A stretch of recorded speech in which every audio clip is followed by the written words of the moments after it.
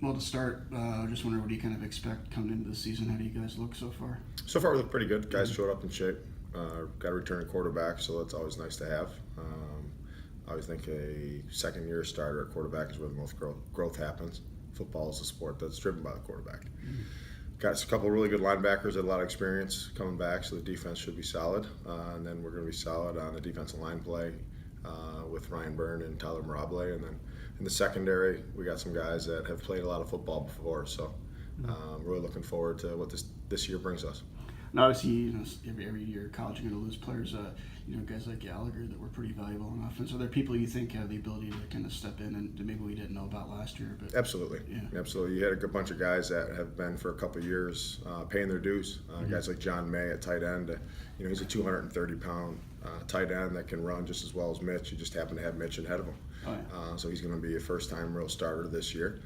The little limited action he got last year, he actually performed at a really high level.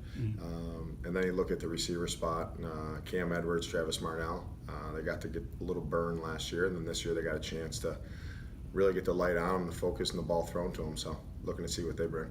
I was curious about good playmakers. Obviously, you guys have had some in the past. People like Leandre that would return kicks and do other things. Do you have anybody this year you think could step into that role? I know that James Holly graduated, but are there people you kind of like from what you've seen in practice? Yeah, I think we got a kid by the name was a sophomore, Devin Redden, who we think is as explosive as they come in Division III football, and he's just figuring it out. It's different when the live bullets get shot at you, so we're going to see what happens. His one kickoff return or punt return that he did last year against Rochester, he actually almost took it for a touchdown. He got called back on a clip, but it was a pretty good first impression. And obviously defense is less thing than ask about. That's obviously always a strong spot.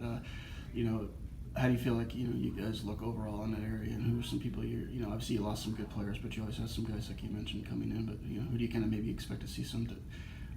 Yeah, I mean Ryan Byrne with what we had last year was one of the most dominant defensive tackles in the East region, and he's going to be a senior. He's going to be a senior this year. He's our captain, so he's going to be performing at the very high level that he has always done here.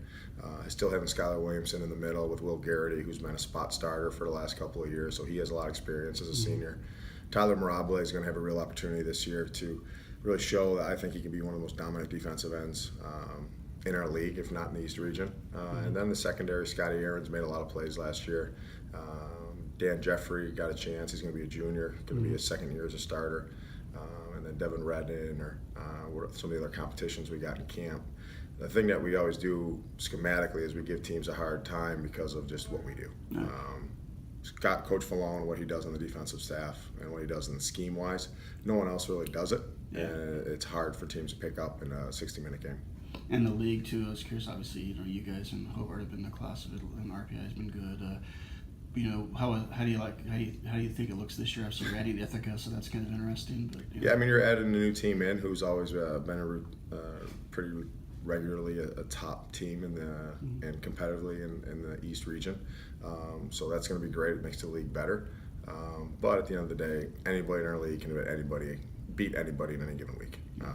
Hobart's always going to be probably the top dog because in the last 7 years, if you looked at the top Division III football team in the East region, it's Hobart College.